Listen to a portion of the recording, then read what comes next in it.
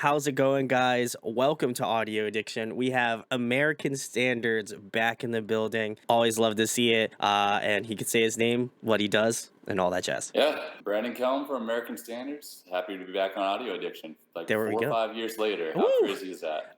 Yeah, that's we were talking about this before we hopped on, and I'm just like, it's so crazy that, and honestly too, this is like completely unrelated, but I've had a bunch of bands that I've had on before, and they all come back. They're all coming back like within this past like 2 or 3 weeks that I've had on like a long time ago, and they've come back. So I always love that. That's like one of the biggest compliments to come back on. So Well, they're probably all like had 2 years of stockpiling music and wanting to do this type of stuff, right? Oh yeah, oh yeah, oh yeah. It's always cool, and I love to see it. And honestly, you guys have been doing so much work lately. I was telling Brandon off camera, I had seen him on this like on this app, and like it was just like an ad on Instagram. If you happen to see it, you know what I'm talking about. But we'll delve into the story a little later on. But I had saw his face come up on this ad, and I had to take like a double take. I was like, "There's no," I'm like, this guy looks too familiar. Like when you get some of those ads and you're just like, my God, this person looks like I know this person 100%. So it was very cool. And then just ironically enough, at the same time, I was looking for bands, and then Brandon wound up messaging me. So it was almost fate to, the Yeah. algorithm, fate, whatever you want to call it, intervened. So but but yeah, Brandon, obviously it's been a long time since you've been back on the channel. Obviously, welcome back. Hopefully it will not be this long next time. But what has American Standards been doing? Because there's been a lot of stuff that's been happening recently. I would say within the past like three to 4-ish years, there's been a lot of stuff in your camp that's been going on. So just tell the people what's been happening. You've signed to a new label.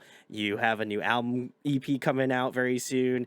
Just a ton of stuff. So how has that been for you guys? Because I imagine being in a band pre-pandemic, and then in the pandemic, and then fingers crossed we're kind of out of it now.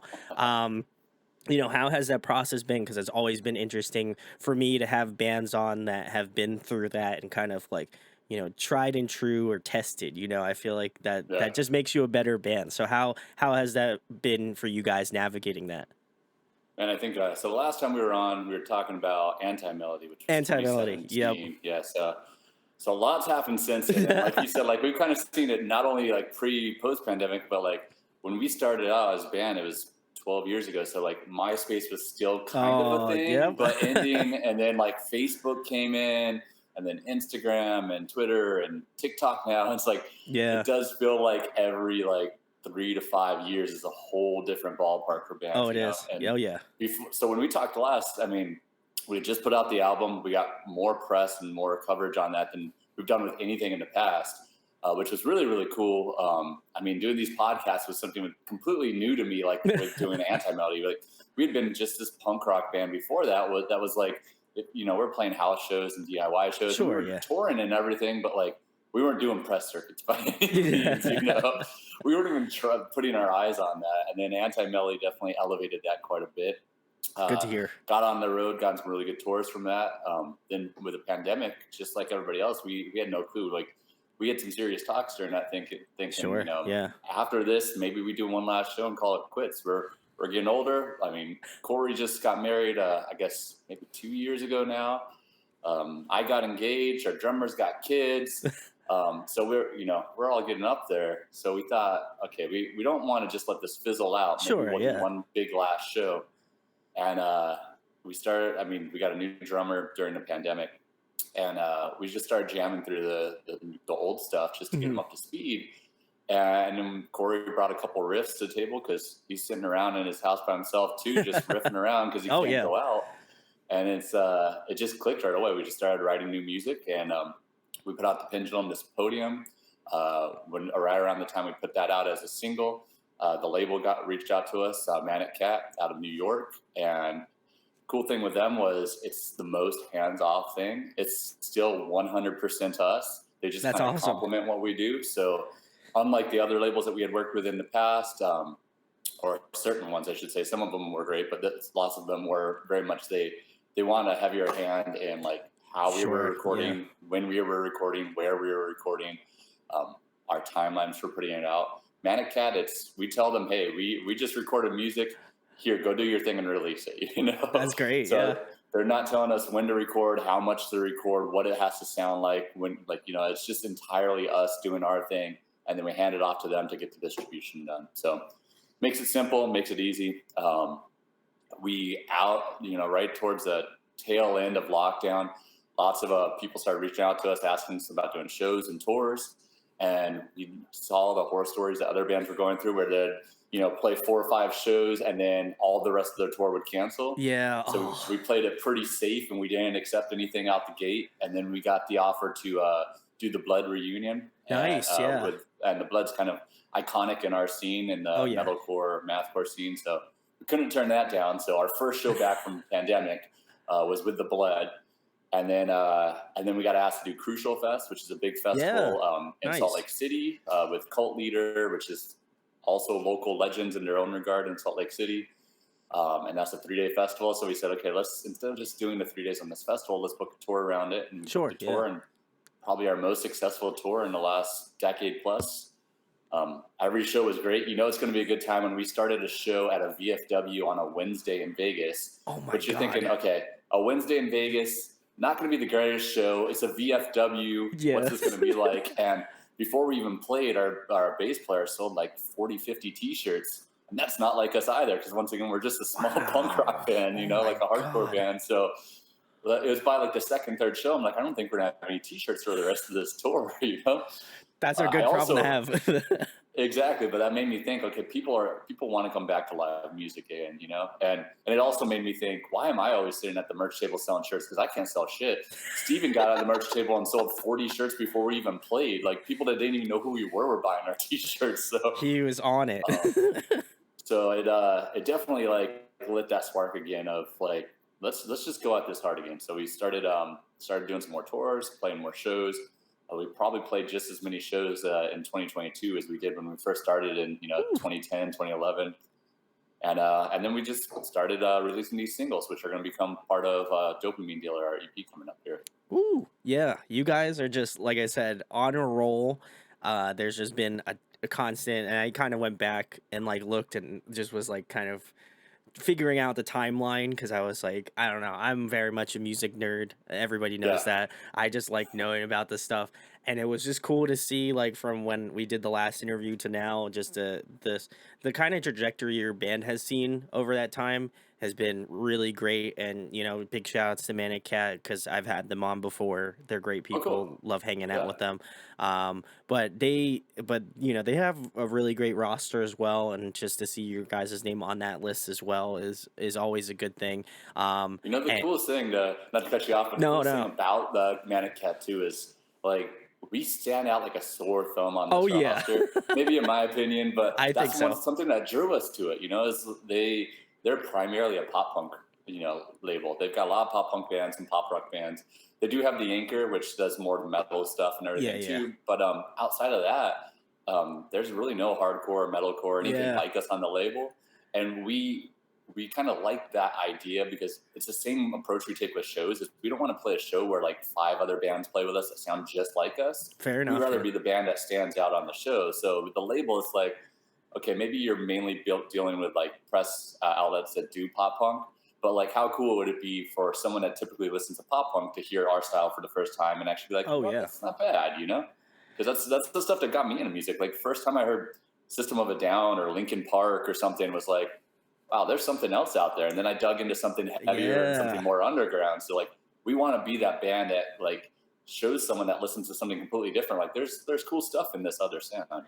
Yeah, and I also feel like it gives you a change of perspective because there's certainly artists that like my large majority of what I listen to is like the alternative like umbrella of music, and Yeah. so like I've been getting more into like folk and like indie and that sort of genre of music, and it's a completely different scene because like a lot of those bands are like more chill and like I think they have a really great fan base as well, but like people who check out my channel and are like, oh man, this guy has like a mix of different artists. One week you could have like someone who's in this like crazy mathcore band, and next Yeah, week we could have like a rapper on the show. So it's like yeah, I try to pride myself on not only listening to different music but have different musicians on, because I think it's a difference of perspective. Like you never know like how many things you can kind of align with your life on, music, because music is very much like that universal language of having different people on, and just maybe experiencing a different style of music that maybe you're not comfortable with, because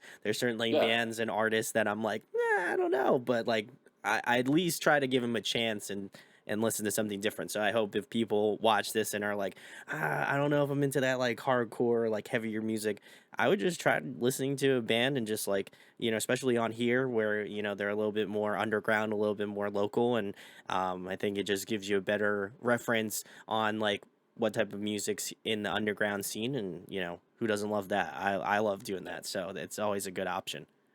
Yeah, I think a cool thing about that with like podcasts and YouTube and everything like that is if if someone listens to this podcast or watches the YouTube because you have an artist on that they like, and then they realize that they also like you as a personality, like you're a cool person, like you can hold a conversation, you say interesting things, you ask interesting questions, they'll take a chance and then listen to the next artist that may be a little bit different than the artist they first listened to. Oh, yeah. And that's like with podcasts, I do the same thing. Like podcast is on a topic where they have a guest that I love, I'll listen to that, and if it was good, then I'll keep listening until I'm just listening to every episode regardless of what it is, because I respect the host, you know. Oh, So yeah. I think for bands, you can have that same mindset. Like if someone's listening to this because they've been following you for a while and they listen to me and they're like, okay, I don't typically listen to that screaming music because it's just all heavy and like it doesn't mean anything.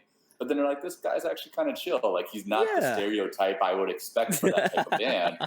Maybe they'll listen to the music and maybe like it won't be their favorite thing at first, but maybe they'll think, these lyrics like actually mean something to me, or like Yeah. this is a different perspective than I had of it. And I'm all for that idea of like just breaking stereotypes. And with this new song that we're coming out with here soon, on the 13th of January, I think I sent it to you.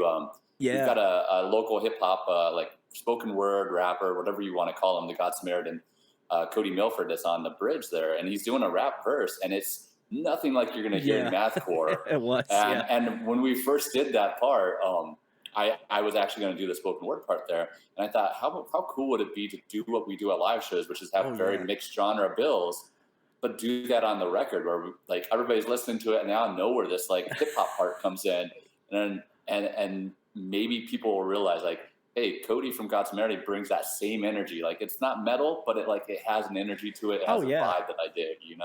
And yeah, I did check it out. I was like, when you had sent me the press release, I like read it and I was like, this is so like it's so different. And it's called The Tourist, guys. You'll check it out. I'll leave a link. Obviously by the time this comes out, I think it will still be ahead a little bit, but I'll leave a link. You guys can go give it Get a that listen when hype it comes post, out. yeah.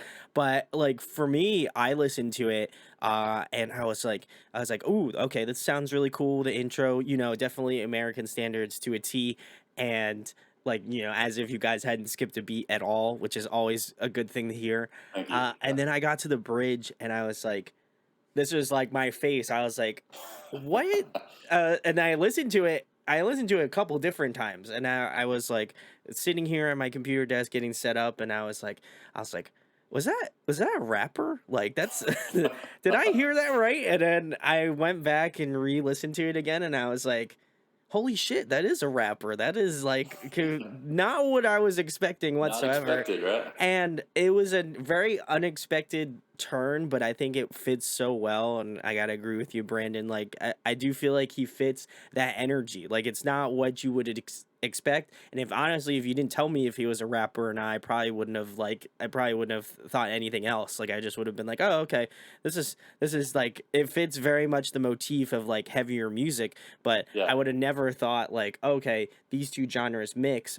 There are some bands that do have that sort of like rap core, inspired sound, and definitely like, We're not really one of them though. but you're not really one of those bands. Yeah. So that kind of threw me for a loop, which was like, Yeah. are they like going into the rap core genre? Like, am I gonna get something different on like the entire album?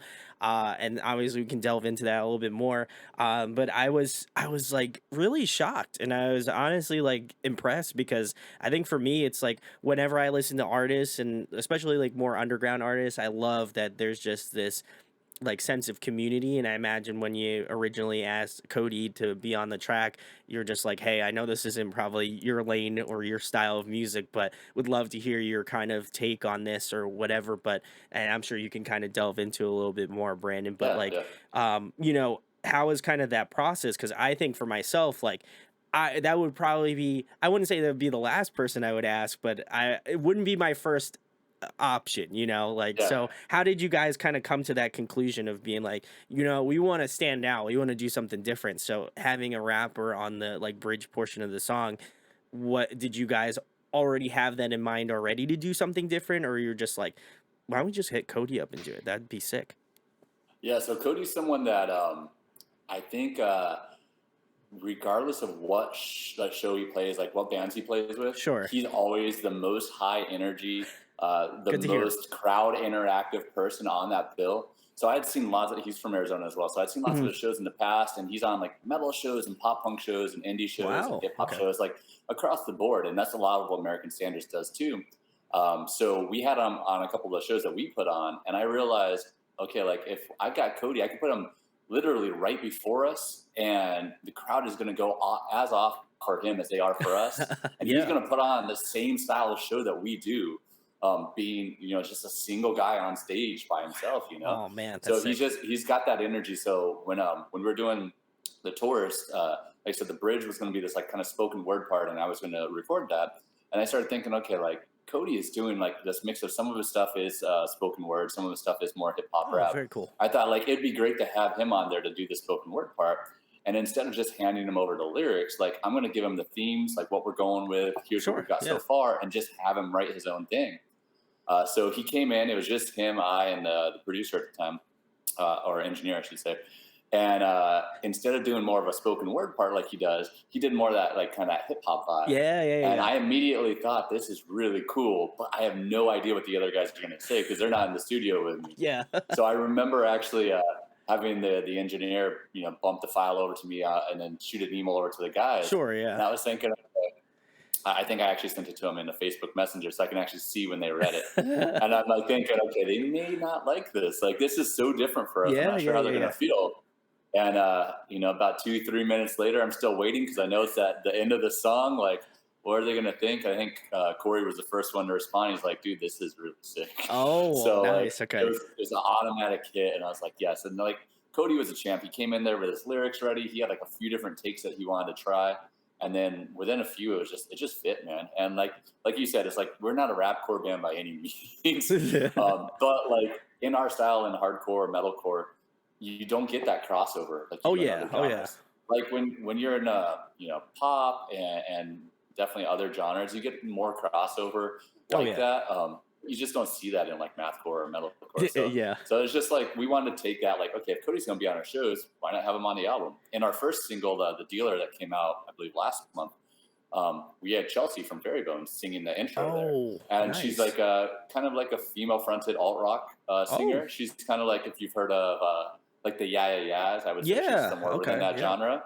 Hmm. And it to me, it's same thing fits. Like I see Fairy Bones play a show and they win over any audience. It doesn't matter what style they're into. Like that audience may not go back and listen to them as their favorite band ever, but they're Sure. gonna have fun at the show just because Yeah. they bring that energy. So my idea for this EP was for each song, let's bring a different flavor of energy that we haven't in the past. Mhm. So I think you're going to see that with the Tourist. And you're going to see it with the last single, which is called The Vagrant too. It comes out in February. Is each one sounds American standards at the beginning, but very distinctly different throughout it. That's cool. I think it will make it unique. I will go through all the songs on the album. It comes out on February 3rd. I don't know if you guys Yep. have done any dates on it, so I don't want to feel like I'm leaking that Nope. February information. 3rd. You're good. Yeah. But I will be going live. I'll take a look, listen to the full EP live. Obviously, I have already listened to The Tourist, but I will listen to all the other singles as well. Also, I'll just kind of going Cool. blind. So I'm very excited to give a listen to all of them. You guys can come hang out. There will be an event link later on. You can check later. Well, let me Check know. back We'll later. push that too. But it's cool, and do you happen to have a vote? Do you happen to have a feature on the last song that you guys are releasing as well? So the last song, there isn't a feature per Okay. se, but there's every one of the guys in the band does vocals on that last song. So it gives a Wow. lot of texture and dynamic to that song. It's also got just a different, like more hoppy feel that Oh, like it's huh. just more upbeat and hoppy, which is Okay. not typically something that we've had in some of our past albums. Hmm. So I think it's going to have a different vibe. I after we finished that and like sent it over to get mastered and everything, I had someone in my head. I was like, dude, this guy would be perfect to have on the chorus, particularly. So I kind of wish I would have went back and did that, Oh. but it is still very different, and we're bringing very different sounds. If anything, this last single, "The Vagrant," is going to be the most different on the album, and it's the one that I'm most like insecure about because I do a lot of different things vocally that I haven't done before, Oh, very neat. and I don't know. It's just like you get in your comfort zone. It's like I Sure, know I yeah. could scream my ass off. I know I've got this range, but in this, I'm doing some different stuff, and like I said, even musically, it sounds much different than us. So I think, but I also think it's important as a band because, like, I talk about this a lot and I stress it a lot to kind of artists, and I hope people watching this, can take advice to it, especially if you're in a band. I always find that when you're not trying to, and it's not even necessarily about like reinventing the wheel, but like I do feel like in some cases with artists there's just kind of that necessary flow to want to change and want to kind of do something different. Doesn't mean you have to go like the full 180 and do something like, if you were like, I always use this example, it's not like you have to do 100th where you're like a hardcore band and then you switch over to like oh shoegaze or yeah, like rock. That's like, good I mean, don't get example. me Yeah, wrong, love both iterations of 100th. I don't want to discount them at all, but I do feel like their transition as a band was a very difficult one to say the least.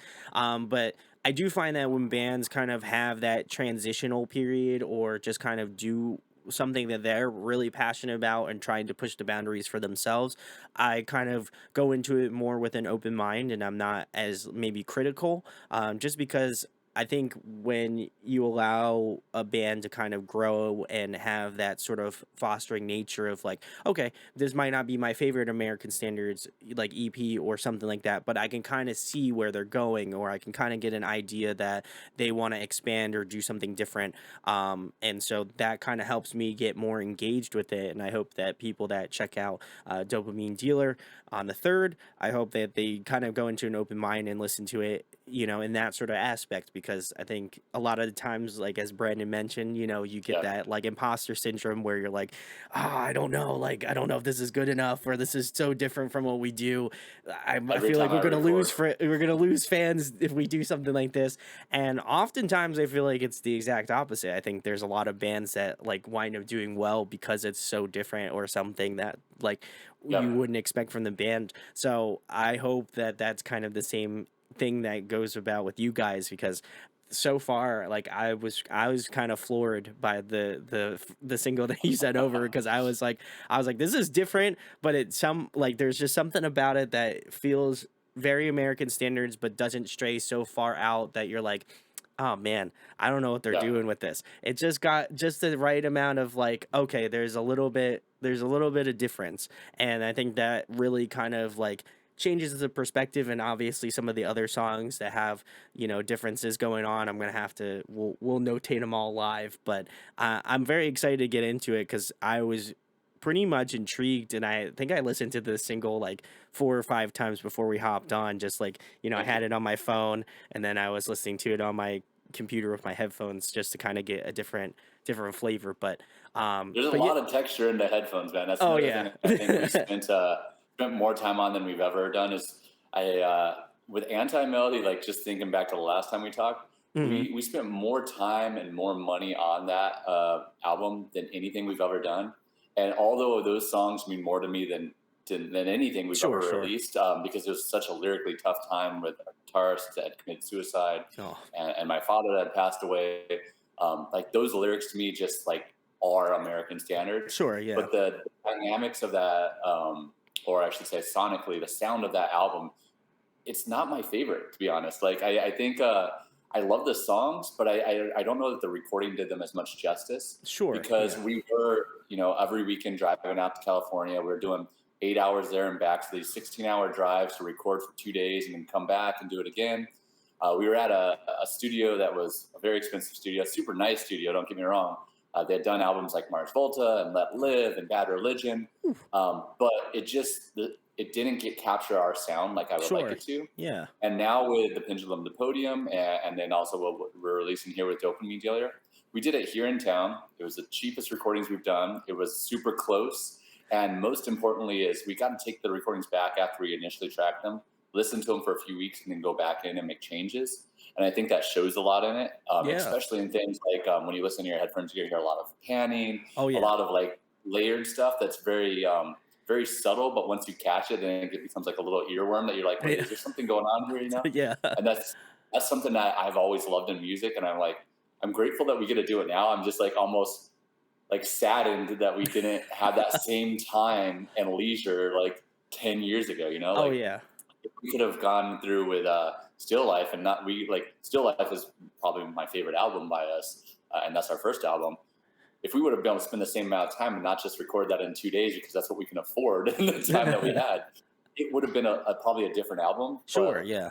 But I'm glad it is what it is. I guess the long way to say is like the way that we're recording now. It feels so much easier and so more less stress than it's ever felt. And I think hopefully that's coming out in the sound of the music too. Is it's not just us getting in there and saying, all right, we've got a few days to crank this out.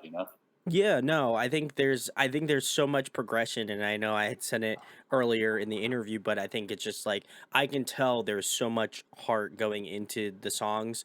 Obviously I only listened to one, but I can tell the attention to detail. Like there's something about these songs, comparatively to Anti Melody, like that I was like, like there's something about it that clicked a little bit more. Because I did go back and listen to that as well, because we had been talking for a Yeah, couple of days, so I was like, oh, perfect time to go listen to it. And I loved the, like, that time frame of, like, a couple years ago, 4 or 5 years ago, and I was like, man, this is great.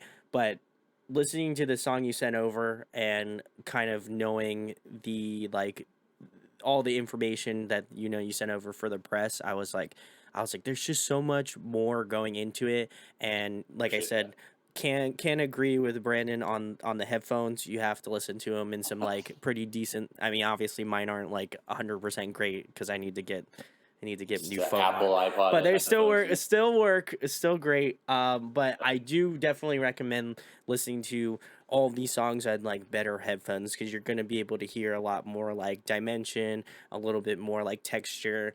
And there's just a way that just.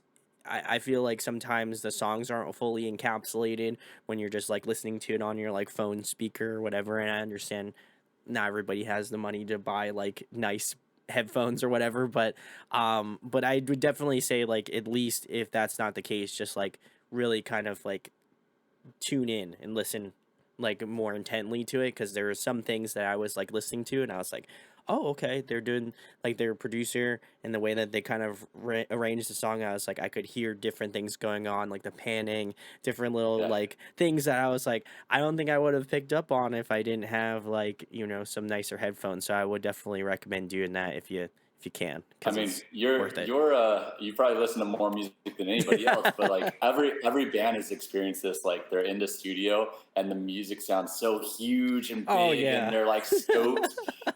And then they get out and put it in their car, and they're like, "This is a different song entirely," because that studio's got thousands of dollars pumped into Oh their yeah. equipment. Oh yeah.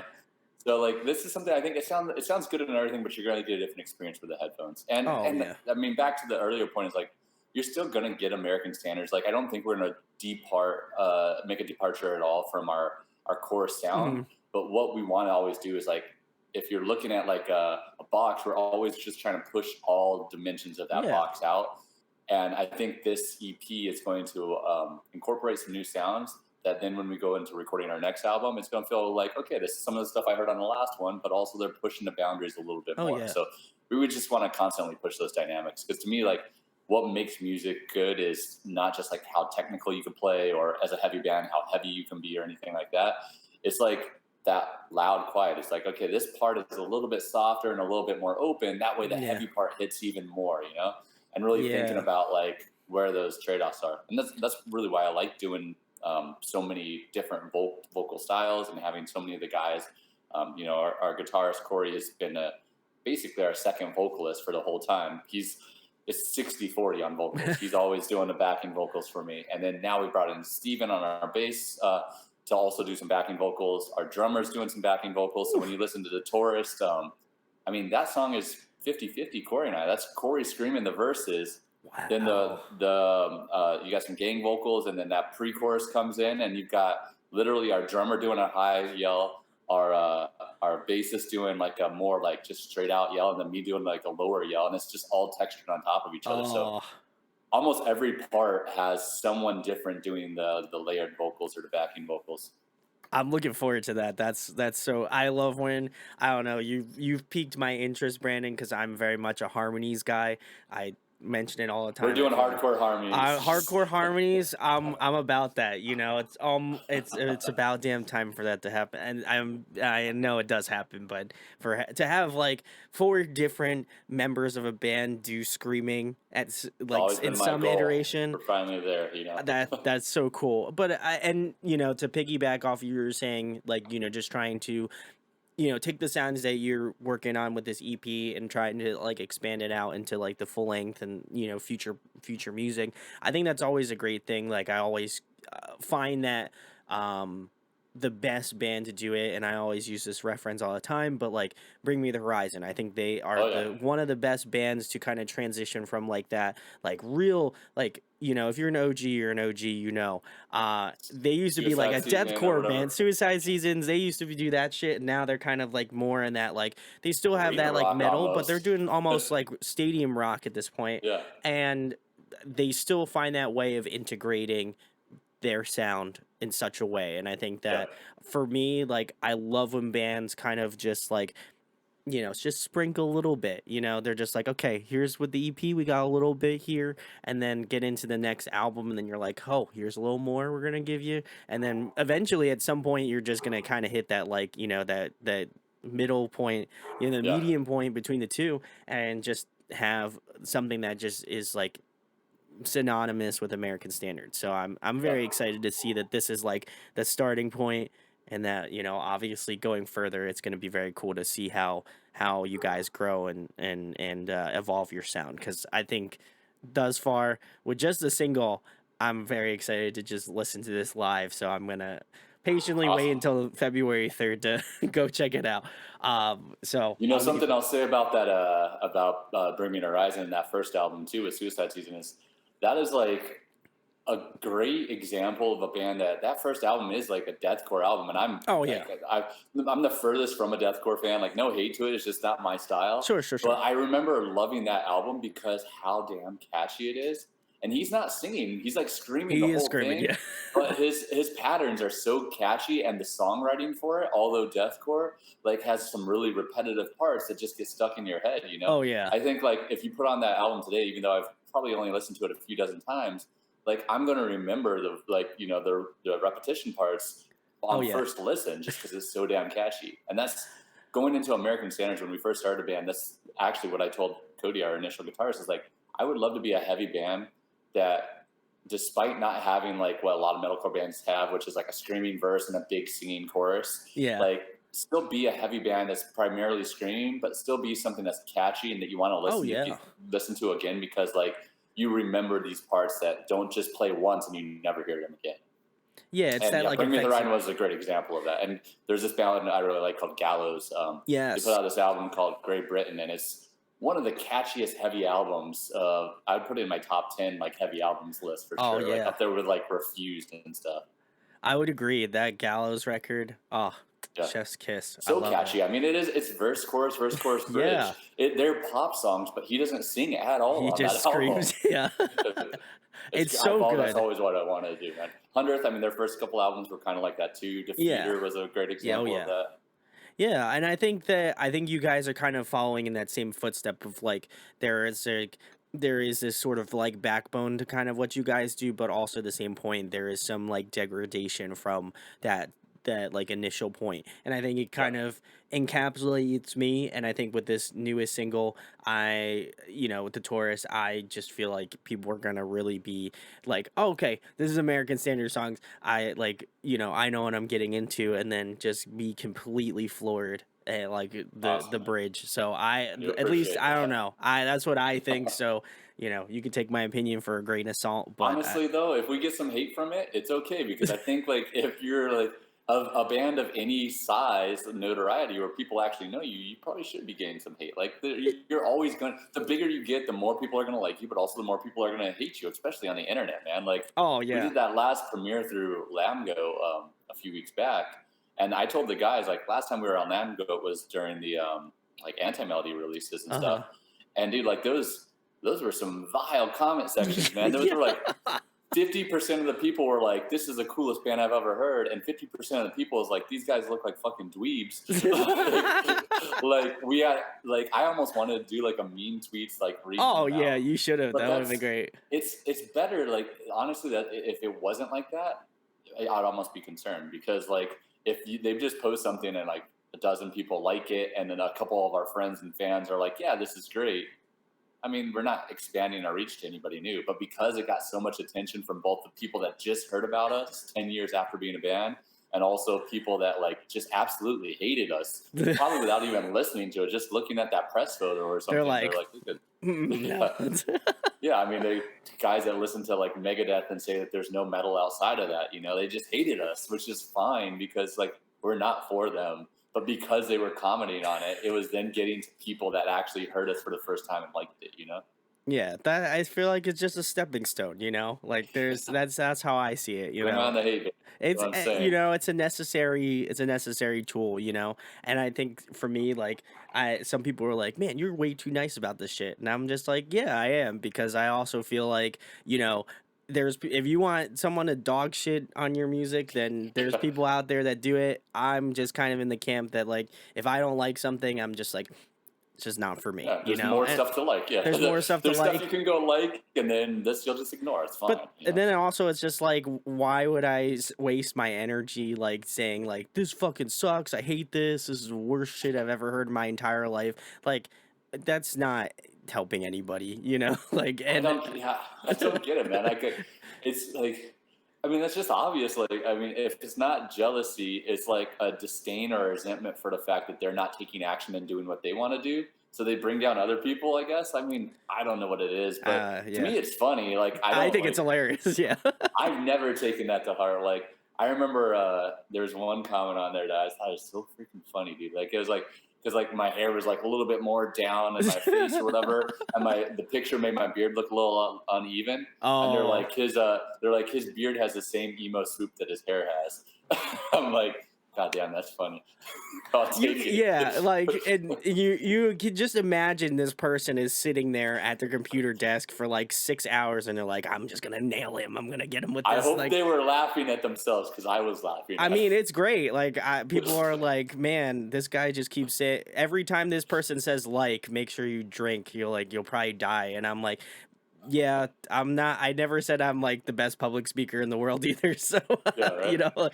so honestly, it's just like at this point in my career and doing this, it's just like people are gonna like what you do, Yeah. and it kind of goes back to your former point about doing podcasts and stuff. It's just like you either like the personality and you want to see more from this person, or you just click off the video and you're just like, hey, I'm going to support Brandon and do his thing, and that's it. So Yeah. I find that either way, you know it's good for me. If you stick around, great. If you don't, I'm not gonna I'll You made be it able to see. 45 minutes into this interview if you're even hearing this now. If you made it 45 into this interview and then now is the time you turn to click it off, that's some resilience there. I Yeah, appreciate it. right. I hate this dude, but I want to make sure I can capture all the reasons why. I'll be like, thank you for that watch time. I love it. Yeah. It's coming up. I love it. But yeah, Maybe they'll clip this podcast and make it a sponsored ad too or something. listen, speaking about sponsored ad, I want to talk about that story. So at the beginning of the show, I said that I saw Brandon on this like app, and it's supposed to be like this like music slash like you swipe on people like Tinder, and I was just like, I had seen ads for this app before, and I was just like, I'm like, I don't know if I like it or not, but maybe I'll have to try it out. Let me know, guys. I'll probably wind up looking into it anyway. But I saw Brandon's face on this ad, and I was like, bro, I'm like, I'm gonna have him on in like a couple days. What the fuck? Like, why am I Oh, was seeing that a this? couple of days ago This was a too? couple days ago. I was like, I didn't what the know they've been fuck? running that ad for like 5 years I now. was like, Jesus Christ. I was like, this guy looks familiar. So then I went ahead and I swiped back because I was like, I gotta watch this thing from start to finish. So I clicked on it. I'm like, no fucking way. This is actually Brandon. So I have to know, did you know about this? First of all, did you know about this clip? And secondly, like, how did this did they reach out to you at all as like in regards to using this clip? Like, I don't know how this Quite the happened. opposite, actually. Okay. They've actively made a point to not have any association with me. So, just like you, I was equally as surprised. Like, I woke up one day and like I'm going on the band account, or Facebook or Sure, Instagram, sure, yeah. and someone had tagged us, and they're like, "American Standards, is this you?" And I watched this clip. I want to say the app is called Vamper or something I like think that. so, yeah. It's something with an R at the end. But I watched this clip, and it was literally a clip, like an edited 5-second clip from a podcast, just like this, like a video podcast. And I was on there with Steven, our bass player, and I had just made a joke because like someone had said like they should make a Tinder for musicians. I'm like, yeah, you're swiping left and right, and then like it came to my mind that I had seen that same ad that you probably saw before me, that there was one. So I'd said, you know what? Now that I think of it, there is this app that's like Tinder for musicians. So they just clipped that like this stupid dumb. You know what? There is an app like Oh that. my god. There's got to be a better way. Well, Yeah. now there is. Yeah. So they clipped that. They used it in their like sponsored post, and this is like 4 or 5 years ago. Oh my god. And in the course of like a week or two, every day we would get tagged in that. Like American Standards or my personal account would get tagged in like a dozen times a day. And I like keep in mind I didn't reach out to the company. They never reached out to me, said they're using the clip, but I didn't reach out to them afterwards. I didn't comment on the clip. I didn't do anything at all. Like I might have liked the first one that someone tagged me on. Sure, And then yeah. after that, I'm like, okay, whatever. And then give it like another month or two, and someone tagged us on something on Instagram. I went to click on it, and it said this cannot be displayed. I'm like, that's weird. So I hit them up. I'm like, hey, got a curiosity. What was that? And they're like, it's some app called Vamper, and you're on it. I'm like, wait, did they block me? So I went and checked, and they actually blocked me from their page. So I can't go on their page, but I never commented. It's not like I reached out to them and said like, hey, I need some money for this or take this down. Like I'd never done anything. It's just people were tagging us so much Oh my that for some god. reason they blocked the band They page, and they blocked them. Brandon, my personal account, from seeing their posts anymore, which I don't care. Like, I mean, apparently they're still running it as recently as a couple Oh of my days ago. god, yeah. But that was how that happened, man. It was just people tagging us, and then for some reason them blocking me. I feel like I feel like now they're watching this one and then they're gonna Yeah. clip this clip of us talking about the other. It's clip inception Go at check this out point. Yeah, go if you, check out. I mean, like, promo code American Standards. They'll that's probably so block you. that's so fucked up. Like, I would just, I don't know. I Their feel like, sales are probably through the roof. I'm gonna have to wait till they get like a huge like oh once yeah. like Zuckerberg, or what's the fucking jackass from Twitter now? What's his Elon Musk? Elon Musk, yeah. What's Elon Musk buys Vamper? Yeah, there we Then go. I'll go after them legally, and I'll Fair actually get enough. some money Yeah, from it. you might as well. That's what I was thinking. I was just like, man, you're defamatory. Like, you didn't ask me to use this, so It's like the very first clip too, so it's like a very first people. that's what I'm saying. Just, like, you were the first face that I saw, and I was like, there's no like, it's like, is this like targeted? Like, I was like, I know this person, so the podcast didn't know. Like, oh I didn't know. I don't even know how they came across the podcast. To be honest, like, why is the guy from this app? I don't know how big this app is. Yeah, that's. But like, assuming it's, I have no clue how they're listening to an American Standards podcast interview. Yeah, how do you go? How do you? I just want to. I don't I get the feel like there's more logistics. I have questions. Yeah, questions. I have questions. Yeah, I'm with Brandon here. I'm gonna have more questions if they use this clip and they're gonna be like, "Yo, so these guys talked about our app." I'm gonna be like, "How did you find this clip? Where are Yeah, you getting right. this information from? Are we saying enough words where this shows up in like your algorithm or something?" Like, So they think have of some apps that you want to have sponsored or whatever, and we'll just stuff those in this next Sony. If you want section to here. come sponsor me, Just that Sony, means right? might as well go Hoover for it. makes your headphones. Hey, let's Microsoft, go. Let's go. Yeah.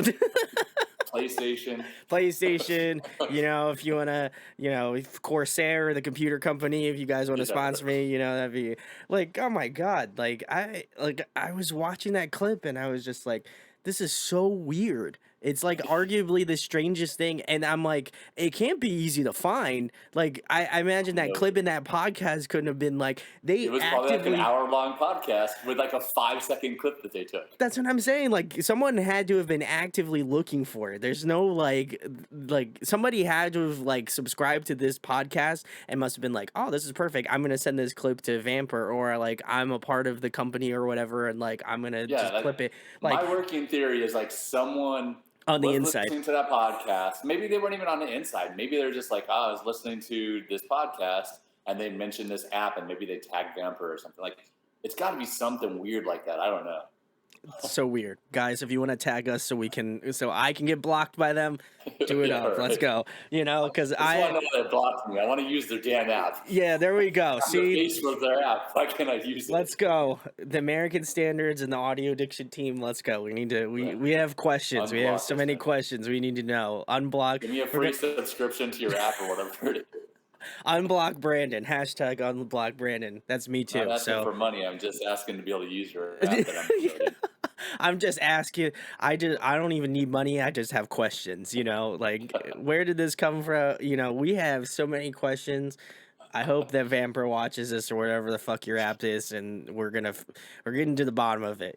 So, but I feel like I had to ask that because I saw it and I was just like, and it didn't look recent. So then that was what concerned me even more because I was just like, I didn't know it was still going. this is not a current like this isn't like a current interview.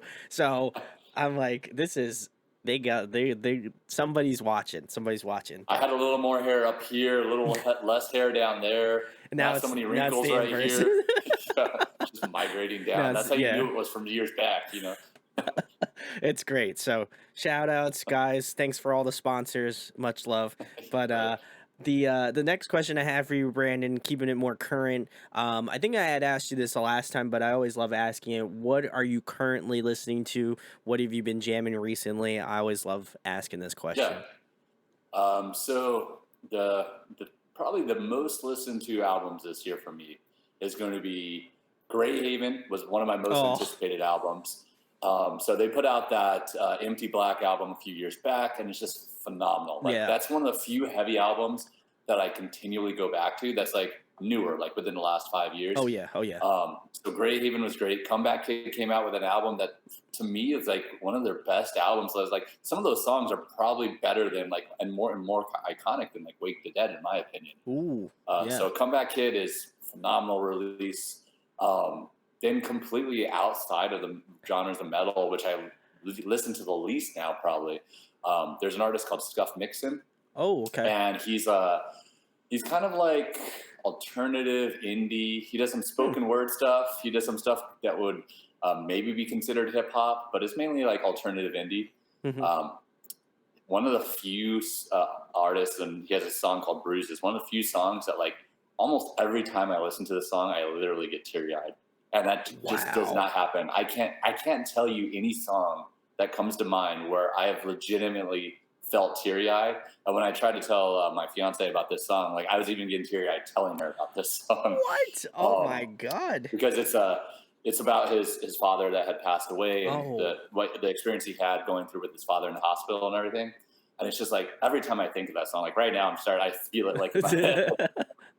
So like he's got that, and that's a very sad song, a very unique kind of spoken word song. But then he's got like more uplifting stuff, like "Magnificent's" a great song. "Slowly" is a good song.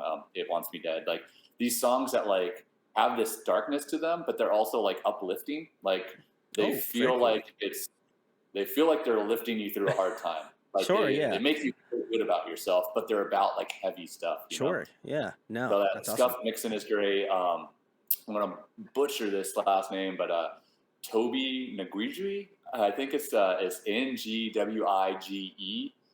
He's like a rap hip hop artist, Ooh, and he does most of his stuff with his family. So his wife, which her hip hop name is Fat, they put out a new album and it's ooh, phenomenal as well. Really good hip hop, not too dissimilar from Kendrick Lamar, which Kendrick Lamar also ooh. put out a great album this year. Yes.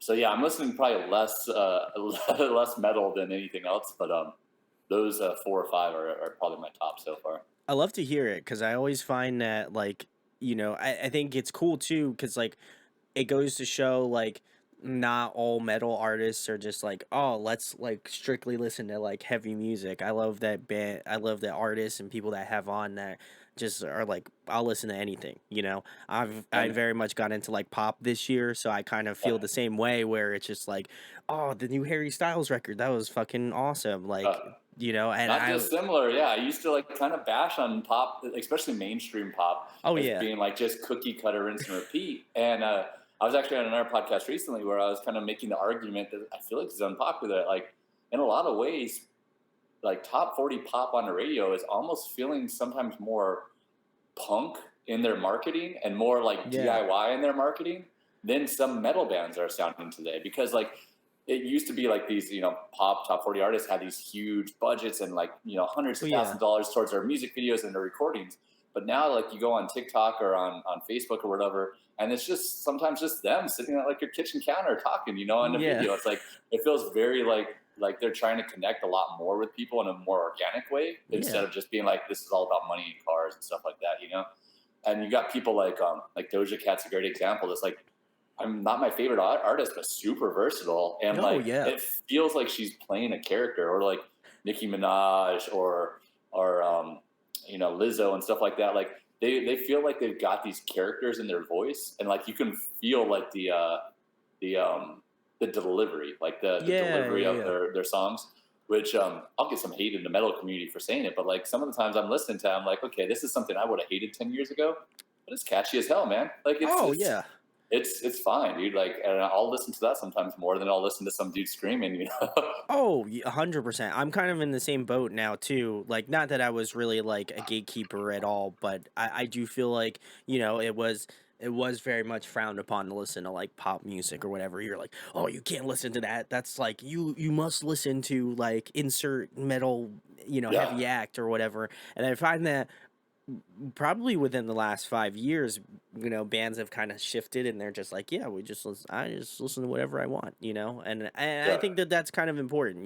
I used to ask a question about like guilty pleasures, but I always find that like you shouldn't have a guilty pleasure. You should like what you like. There's no reason in feeling guilt if you like Lizzo or if you like Harry Styles or you like yeah. I don't know, whoever else is like a mainstream pop act or like a larger rapper, like, I don't know, There's only one Migos or guilty whatever, you pleasure. know? There's only one guilty pleasure that I actually have because I agree with you. Like, there's nothing that I listen to that I would say is a guilty pleasure because all of it's like I listen to it for a reason. This is what and other Yeah, oh people yeah. obviously like it.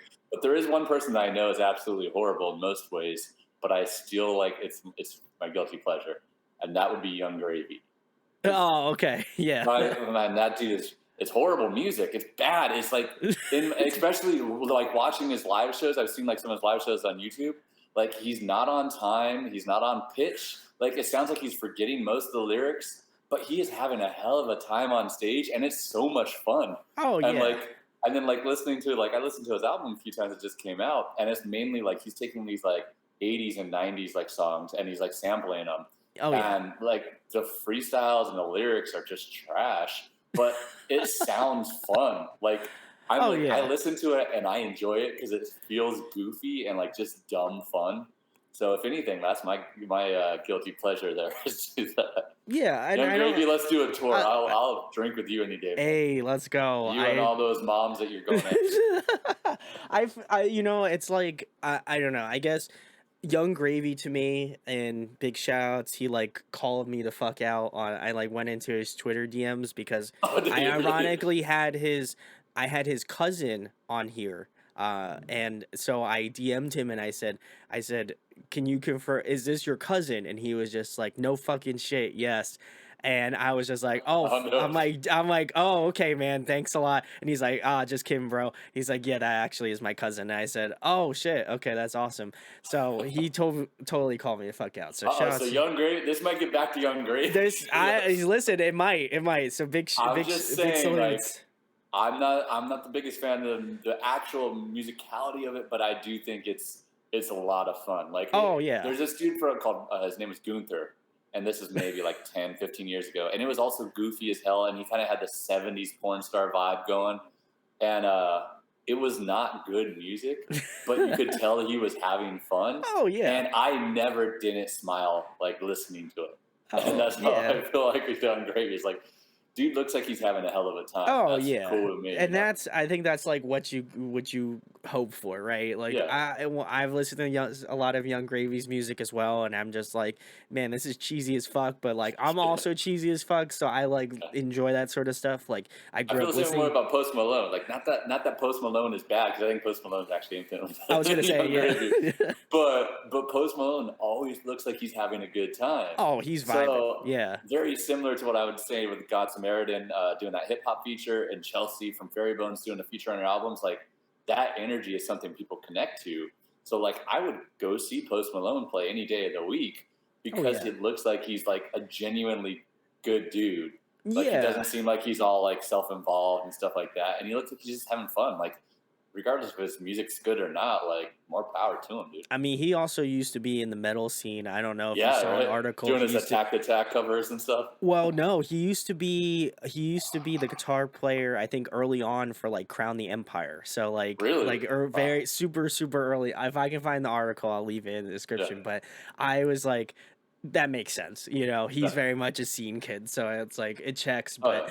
But like I kind of find like those types of like weird like goofy like rappers and stuff. Like I grew up listening to a lot of like, and I don't think anybody really knows this, but like I'm a huge Weird Al fan. Like I love his Okay. shit, and so like for me, it's like those are kind of. I mean, obviously he's doing parodies, and you know, Yeah. Yeah. Young Gravy's actually making music like his own original music. Um, so I feel like they're two different things, but like I feel like in the same aspect, like Weird Al is having like a good fucking time with Oh like yeah. his music. So I kind of attribute the same thing where it's like if it's a little bit like fringe goofy, like I kind of attribute all that sort of stuff to like almost parodying a little bit, but like Yeah. not in a bad way. It's always I love when a band has a good Like, time on stage. I would be surprised if Young Gravy went out there and said he was the best rapper of all time. Like, he knows Oh, if he's he not the said best that, rapper I of would all be time. cracking the fuck up. Like Like, like actually, maybe that is part of that would build into his gimmick. So maybe I'd oh yeah. respect that more. But I think he knows that he's not. But he's just having a good time. If You he know, that's literally fun. went up on stage and he was like, "Yo, I'm the best rapper of all time," like I would be like, "Okay, yeah, that's very much." I would, there, no doubt, I would be like, "This is great. I love it." You know, Yeah. like he Did like you see that Daniel Radcliffe's Weird Al movie? I have not, but I I haven't definitely watched want to it yet watch either. it. I want I to haven't see seen it, it. guys. If you've seen it, let us in the comments if we should I watch would it. get. This is a completely off base, but I'm going to send you a link to this band, a local band. Their name's Bear Ghost, and Okay, it doesn't necessarily sound like Weird Al, but they've got some of the musical like the quirky. feel of it at time. Like, Okay, it just feels like they have like that dun dun dun dun dun like yeah, kind of like feel to them. I love But they're that. so talented, and one of my favorite local bands actually. So Big shout outs. I love when bands kind of like, I mean, not necessarily to say it's a bit, but I always love when bands kind of play into that, like they're like, we're goofballs, we're just going to do it. We're going 100%. If we're going 100% goof, we're doing it, and so you can't hide that. I think that that's like one of the coolest things about being in music is like, especially within like the alternative scene, people do some crazy shit. Like I've seen so many crazy shit happen live. Like it's a cool thing. So when a band kind of commits to more of that like just goofball nature, that's that's right up my alley because yeah. I'm a fucking goofball. But That's absolutely really love it. American standards to me too. Is like we never wanted to be that tough guy band. It's like crossing our arms and getting people Yeah, to kill each other they're on stage. like, Like, yeah, what's up? Yeah. yeah, we're not doing those mosh calls and stuff like that. Like, we've always wanted to be a band that like we're normal dudes. We've got our sense of humor. We're having fun. We play serious music about serious stuff because I think there's like the opposite side of that. There is like Weird Al's fun, but there's also like there's metal bands that try to be like really gimmicky and goofy and Sure. Yeah. but then it's like people don't necessarily take their lyrics seriously, and but that's what they do. That's fine. Like we're a band that has very serious lyrics, very serious content, but like we're at the same time just normal dudes, and we have sense of humors, and we want to have fun on stage, and we want people to have fun too, so we want to break that stereotype of a metal band being perceived as this like super serious thing, Oh yeah.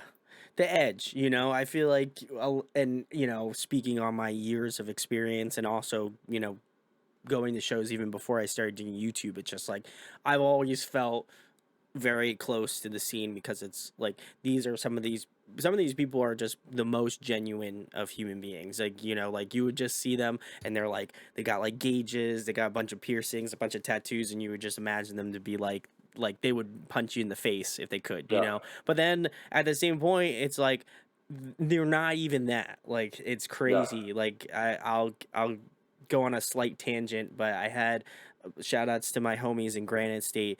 I think I had said it in like a more current podcast, but I was telling this story. I went to go get a cheesesteak in Philly, and there was this guy that was standing in front of me, and they were going to the Plot and You, like Silent Planet, that tour that just went around, and he winds up like standing in front of me, and he's like, I'm not a tall dude, like I'm like 5'8". This dude's like my boy Kevin. He's like at least 6 plus, like, yeah, and he's a tall dude. So I'm like, fuck, what did I like? I don't want to be in his way, so I'm just like, oh, it's all good, no problem, no problem. And like a sweetheart, like an absolute gem. Like, and shout yeah. out to Fonz too. Like, he's an absolute gem as well. And like, very easily, if you saw someone like that on the street, you would have been like, yo, I'm not fucking messing with this dude, whatever, like, and you see people at shows, and you're just like, I'm not messing with these people. But like, genuinely, if you when just go up to somebody and you're just like, hey, what's going on, they're like, oh, what's going on, man? It's great to see you. It's great yeah to see you at the show. Like, it's night and day. And so I absolutely love that about, I think it That's just the makes. coolest thing when someone's not what you expected. Yeah, and I also feel like it's like it breaks that stereotype of just being like, this Yeah, is like, we're just humans. We're just doing things. We just happen to love like really heavy music where we scream in each other's face. So yeah, exactly. it's always great. But the next question I have for you, Brandon, for people who have listened to this podcast and maybe aren't familiar with American standards, and they're like, man, I like Brandon. He's cool. What song would you recommend to a new listener that is just coming in and just are like, man, I'd really like to know what the first song to check out from you guys? My personal opinion of that, I mean, it depends on like your entry point, but I would Sure, say like sure. probably the most the easiest one to probably get into would probably be like Pendulum the Podium, which was Ooh, our single from last year. The reason I say that is it's heavy. It's definitely American standards, but it's got a chorus, so it's got some hmm, repetition, so it's a little more accessible in that standpoint. It's got a lot of dynamics, so you're going to get a little more of the spoken word type stuff that we all do on right, some all of right, our songs and albums. So I think you got a lot of textures of what American standards truly is, but most importantly, it has the production and the sonic sound of the actual recording mm, that I can really get behind. So Pendulum and Podium would be my number one. Like I said, going back, the Still Life album, our very first album, is something that is my favorite album today, and I want sure. everybody to listen to that. Like I wish we could have put that out with the audience that we have today, and I Oh yeah, hope our audience today goes back and listens to it. It's not going to sound as punchy as what we're recording today because it was recorded 12 years ago. sure. Yeah. But that album, I think, just obviously front to back is just perfect for me. For this, that's exactly what I wanted American Standards to be. If I could have done it with today's recording. So listen to Pendulum and the Podium, then go back and listen to the Still Life album. There we go, guys. I'll leave links below. Go check them all out. As you know, all of the links will be below, so please go give them some love. But the next question I have for you, Brandon, keeping it more, current in regards to a lot of bands are getting back together, like either, super groups or just like bands in generals that are just like, oh my God, I never thought they'd get back together. That's so awesome. Is there any bands on your list that you wish would come back like tomorrow?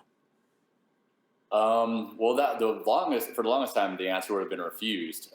So Refused is one of the first hardcore bands that like really got me into the style, and it's really kind of the influence I wanted to bring Hmm. to American standards. Was less of a metalcore band and more like just a hardcore punk band, you Yeah, know. yeah, yeah. And then I actually was lucky enough to go see Refused. Now it's probably about 7 years ago when they did their reunion, and I remember actually for that. I was so worried that show was going to sell out because it was at a place that was maybe held like 800 people or so. So I Mhm. was so worried it was going to sell out. I paid like the extra $20 to get the meet and greet, not because I want to meet and greet anybody, because I feel like that's always awkward. Like when you're Yeah. standing in line and you got 2 seconds to be like, I love you. And then, all right, next, like I have no desire to get autographs or anything, but like Sure, I just sure. wanted to get a ticket and like it not sell out. So I, got the You VIP did it. ticket. And then I get there, and the first two bands played to maybe like a dozen people. And then Refused comes on, and they've got feedback going for like 15 minutes. And then people slowly start coming in. And Wow. it definitely didn't get full, but way less people than I thought were going to be there. And then we do this meet and greet, and it's literally just like someone took us behind the venue, and they're like, "All right, there's the band," and there's like four other people that got meet and greet tickets or something. Oh my So god. so it's a very weird experience. But so long short was Refused would have been that band. Now that they're back, one of my favorite bands of all time is Every Time I Die, and they broke up last year. I used to every year go out to Buffalo and see their Tid the Season show. Um, I'm very confident that maybe a few years down the line they might come back and at least do Tid the Season again, because that was like a big thing for the city, and Oh yeah. it's just they've so much went down online and publicly, and with them being the guitarist and singer being brothers, it's just probably going to be it's going to take some time to get to where they want to do that. Yeah. I'll Um, I'll definitely be keeping an ear out on what Jordan and Andy and the guys. They kind of split into two different things, but the rest of the guys are doing something right now. They're recording, so I'm very excited for that. I know Keith said that he's doing vocals on something that he's going to put out soon. He's a phenomenal lyricist, so oh, I'll yeah. probably listen to that too, to be honest. But yeah, so Every Time I Die would be the first one that comes to mind. And then, I Ooh. mean, it's been cool, like you said. I mean, my fiance and I, we went to when we were young. We Oh, were very lucky cool. enough to so seeing all those bands like Yeah. 20 years after they're not their peak, but after they first got popular. That was like really cool to see all those bands coming back. But unfortunately, we had tickets to day one, so we didn't see Oh. any. But granted, we didn't pay for those tickets, so we lucked out because Oh. I'd probably be crying right now if we would have paid what was like $1,500 for VIP tickets. Um, so luckily, we didn't pay for the tickets, but we also didn't get to see the bands because it got canceled for the Oh win. So, my god. I didn't but know it was 1,500 for VIP. That's yeah, they were that's something ooh. obnoxious, man. I never would have paid that amount. But yeah, it is. I mean, once again, just to see all those bands come back all this time later and then be able Oh to yeah. sell out something that big in like seconds, and then already sell out next year's event too. Like, and then this new metal one that they've got coming up is like you've got a lot of reunions and a lot of bands that have probably been playing like small dive bars for the last 10 years because they Oh haven't yeah. had that level of success since they did in the early 2000s, playing to tens, 20s, 30s of thousands of people.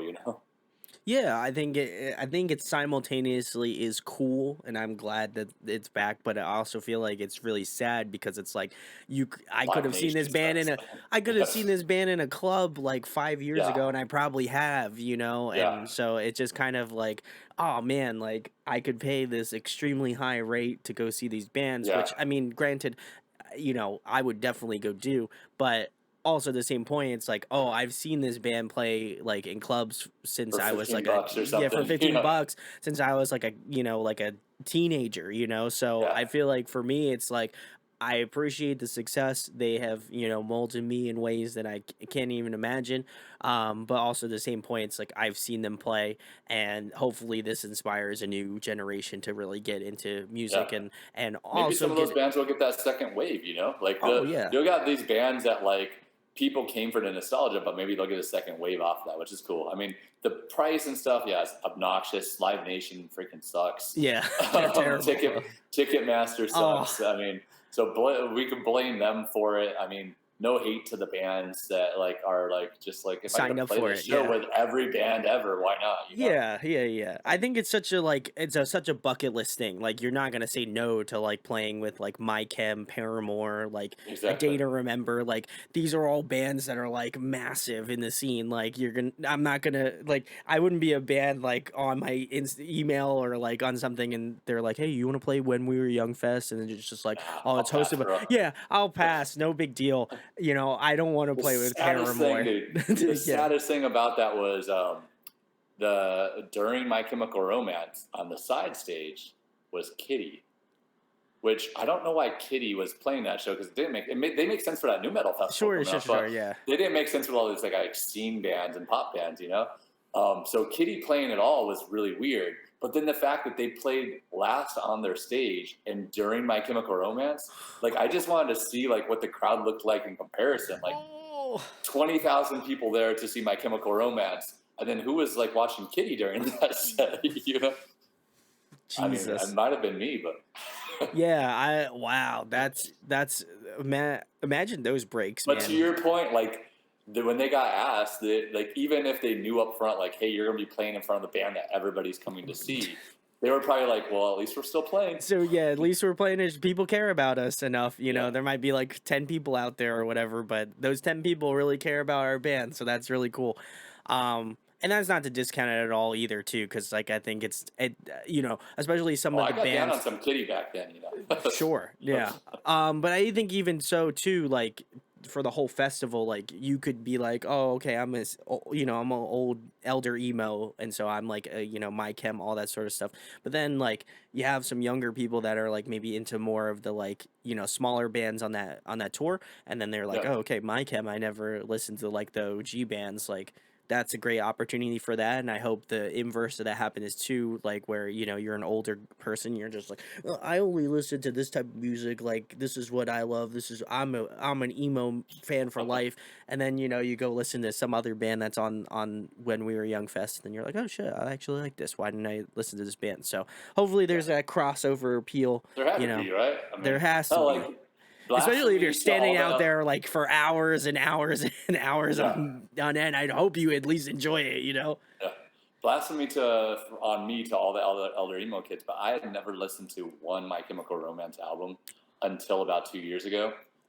So What? during the pandemic, I had this thing where I wanted to go back to bands where I'd only heard like their one or two popular Wow. songs and like listen to the albums front to back. So I went to all these bands where either I'd only heard one or two songs or I had heard one album. I love the album, but I never listened to the other albums. Wow. So My Chemical Romance, I've obviously heard the Black Parade, and Yeah, I heard yeah. that like that teenager song. But back then, I was just like too much of a jack. I was in high school when it came out. I was like too much of Sure, like, yeah. oh, they're like just this guy liner wearing girl jeans band, Much not to say that I wasn't. I had black swoopy hair too and everything too, but I just didn't. I said I didn't like them back then, so I stuck to it. I never listened to their Sure, stuff. sure, yeah. Then during the pandemic, like 2 years ago, I went back and I listened to from the beginning to their newest stuff, like every single thing they had released. And it's good. I wish I would have got back in. I wish I would have got into them back then. Like especially you brought me your bullets. I think it was called. Yeah, Like yeah, yeah. their first two The first albums are first album. fantastic. And then they got a little more theatrical and like maybe some Queen influence. I felt like it was in Yeah. there, Yeah, yeah. and like it wasn't bad. It wasn't for me, but like the first two ones, if I would have gave that a chance back then, I would have loved it. I just was too hard headed to like ever even care. So Yeah, I feel like that's for most people too. Like, and I went and listened to like Danger Days, which was after Black Parade, and I was just like, what's going on here? Like when I was a kid, I was just like, I don't like this. Black Parade's like the best My Chemical Romance album, and then yeah, I went back and listened to it. Pretty recently, especially when them coming back and like the news that yeah, circulating that they were coming back, and I was like, what? I'm like, I might not still like this record, but I think I have more of an appreciation for it because I yeah, think they were doing something different. Like they didn't have, yeah. like they were I like, agree. oh my God, we have this massive success with Black Parade. Like, are we going to continue on that path? And they opted obviously not to do that, but I'm kind of glad they didn't go do another Black Parade. Like I think that the fact Yeah, that I would Danger agree. Days was like a complete different thing, and like obviously there was still some like influence from My Chem just being that that's their band. But I think there was some stuff that they did differently that I'm like, oh shit, this is actually really cool. I just didn't like it at the time. Similarly, you probably was very hard headed about that and just Oh was yeah, like, you I was kind of such a discount it. jackass back then. Oh yeah, well I think you like discount things I and you're liked what I just liked, and it was high exactly. school. So, Yeah, yeah, and we're grown up Brandons now, you yeah, know. So yeah, I feel that, you know, where you're just like you discount a band because you're just like it's never gonna be as good as this record, you know. And yeah, now I'm like, yeah, just give me that shit again, give me something different. Like yeah. I'm all about it. So I think it's You know, you get less hard headed over time, or at least I think I do for music. I would hope so. I would hope so. One thing I'll say, and I know we're probably wrapping up here soon. I've got to go make some dinner in a bit I here too. got you. But on that point, a great example of that, in my opinion, and a band that I would say is also a band that put out an album this year that I've listened to quite a bit, is the new He Is Legend album. Oh So yes. Oh, a so lot. good. That's good. I'm glad you listened to it, man, because I personally love this album so much. And I think a lot of people, when they think of He Is Legend, they think of I Am Hollywood, and they Yeah. may Oh not yeah. have heard the last 4, 5, 6 albums that they've put out since then. But this new album just sounds so damn good. And I think it changed their style enough, but also kept enough of the core sound to where, like, it's just, in my mind, it's undebatably good for anybody that's listened to any He Is Legend and liked it, because it I sounds better. The guitars are so beefy. yeah. He has such texture in his voice, and like it's all over the place. Like it's really cool, man. So that's a good example of a band that I think has changed their sound dramatically. But a lot of people only say I like I Am Hollywood. Yeah, and funnily enough, I had not listened to He Is Legend. They were one of those bands that I just never really got Yeah, into. I know everybody talks about I Am Hollywood as being like one of the like goated records from He Is yeah, Legend, and I never listened to it. But then I listened to my shout outs to my buddy Nick, love that dude. We did a live reaction to the entire album, and nice. I was like so floored. I was like, how did I not like this? Like, how did I not find out about this? And I had so many people comment on that video saying, like, I'm so glad you found out about this record. I'm so glad it's getting more resurgence. And I hope that people actually go and listen to it because it was so vastly diverse. Like it was such a like it was I very agree. much Yeah, a quintessential like He Is Legends record, but also the same point, like they were doing shit that I was not expecting them to do. They had like a yeah, lot of like southern twang in there, and I was just yeah. like all about it. It was such a great record. Definitely on my albums of the year list, but I I would put was it on mine as well. I Yeah, was like, how? It sucks because like we were talking about like where bands kind of like they just die by the wayside a little bit, and you're just like, oh okay, I know he's legend. Maybe I might not have to listen to this one, but I was so glad that I like gave it the due time to listen to it because yeah, I would have it would have been missed out on my albums of the year list, and I would have been like, damn, that was a really fucking good record. Why didn't I just put this on my list? Like, yeah. so yeah, if guys They're go a check it band that out.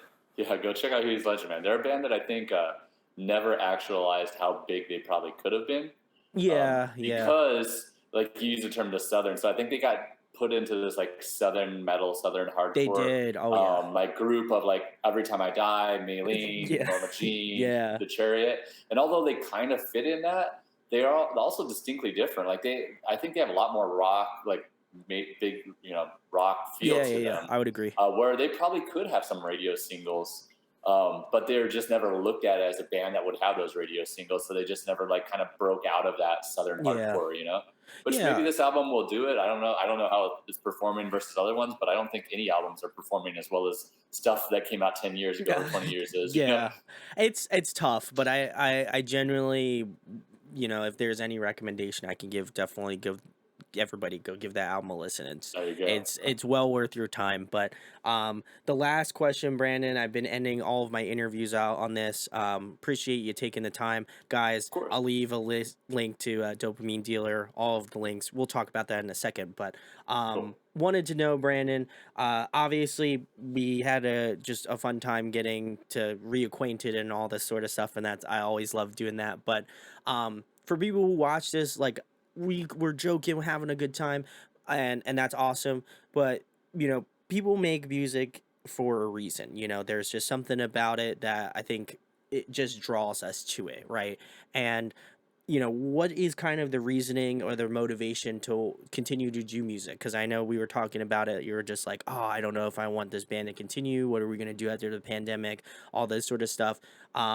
What makes you what thrives you to want to continue to do American standards and to continue to push as a band? Because I always find that with artists, much similar to myself, I love doing this, and this is something that I'll probably die doing. So I kind of imagine similarly to you, you're in the same vein as that. But why do you create? Like, why is that something that's important to you?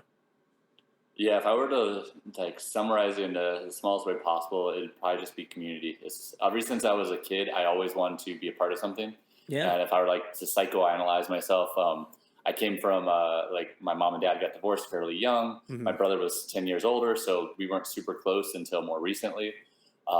So I always wanted to feel like I was a part of something, Sure. and I Yeah. didn't really have that family unit. So I got into skateboarding, and that became a community at the skate park, and everybody showing up every day, and you see the same faces. Yeah. And then I strangely took this detour into professional wrestling, which is something I don't talk Hmm. about much. But when I was 16, my dad lied for me and said I was 18, and I went through professional wrestling training school, What? and I did a few years of wrestling at the Coliseum here, Holy shit. like in a professional wrestling ring and just doing bumps and stuff like you'd see on WWF or WWE now. But that was also community. And then one year, my next door neighbor was my same age, got a drum set, and I said, "Okay, I'm going to sing." That's awesome. Like, let's start a band. I'll sing for the band. My dad realized early on that I couldn't sing worth a shit, so he got me a guitar. And then I learned how to play guitar and became the guitarist in the band for several years. And then as I started getting into heavier stuff, started realizing maybe I don't have to have an angelic voice. I could also scream for a band. So that community of like it's 4 or 5 guys versus the world when you go on tour, Oh yeah. having that was always something. Being able to go to a different city and experience something that I'm the biggest foodie, and like something I always tell people is like I will try almost anything once, especially when it comes to food. I will try Oh yeah. absolutely anything once. Like Same. when I used to go to the Philippines a lot for work. I was at like first day I was eating balut and like goat's blood and like throw anything at me. Like I will try it. Hell yeah. But the fact that like with a band, I can be in some random city that I would never have a reason to go to on a Tuesday night, and I can go check out the bars and the restaurants around it. It's just so cool. And then the next time I go to that city, I can see a couple people I met at that show. Like that community is what keeps me in this. Hmm. And then it's weird now doing this for so long. I played my first show in 2001, and now we're 21 years later, which is crazy. Um, I would say 95% of people in my life are because of this band, whether they be my friends, Yeah. just everybody I've met is through this band basically, and my life has been built around this band. Sure. Um, I like, I just love this thought of thinking like none of us would have been here if it wasn't for the community that the band warranted. And lots of their lives have changed because of that too. And I even assume, and maybe I don't want to be like self grandiose, but I assume that when we play a show, there might be a kid that's just like I was when I was 16 and I went to my Yeah. first local show that says, all right, this band is really cool. Like I can do something like that. Or Yeah. be like what I said when I went to my first local shows. There are 300 people here and this band sucks. Like I can do that. And I'm okay with someone at our show saying that, because for them to see us and to take any action outside of that show, whether it be starting a band or starting a podcast or doing Yeah. whatever it is, like knowing that you inspired them to take an action is just a really cool thing. So yeah, it's community. It's being able to give someone an experience and to be able to have an experience you would have had otherwise. Yeah. Because I if I think was working, the last thought, no, sorry, if I no, was no, no. working Go at ahead. like a normal 9 to 5, I do work 9 to 5, but if I was working a 9 to 5 and I didn't have a hobby like the band outside of it, um, like what would I be doing? I don't know, man. Yeah. Like I wouldn't be talking to you on a Tuesday That's night. that's true. You're right. I wouldn't be doing an interview on the Tuesday night. So yeah, I feel that. Yeah. But yeah, I feel I appreciate you giving that like great answer. Like to me, it's like I'm kind of in the same boat, and that's honestly why I continue doing band interviews and why I continue doing this, because I hope somebody says to me, "Man, you fucking suck at interviewing bands," and then they go interview bands and then become like next I don't know, whoever.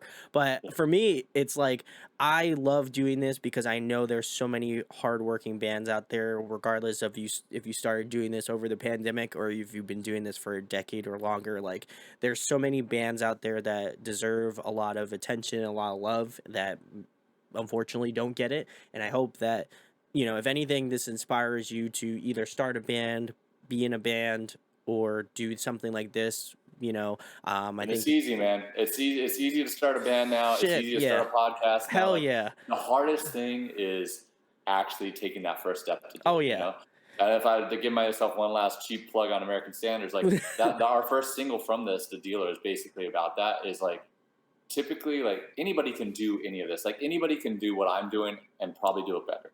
yeah, oh But yeah, most people don't either have the motivation to do it or they have self-doubt that's keeping them from doing it. And I'm here to tell you, like, I have no clue what I'm doing, but I'm out there doing it. neither do I. And anything I do, I'm going to give 110% or I'm not going to do it.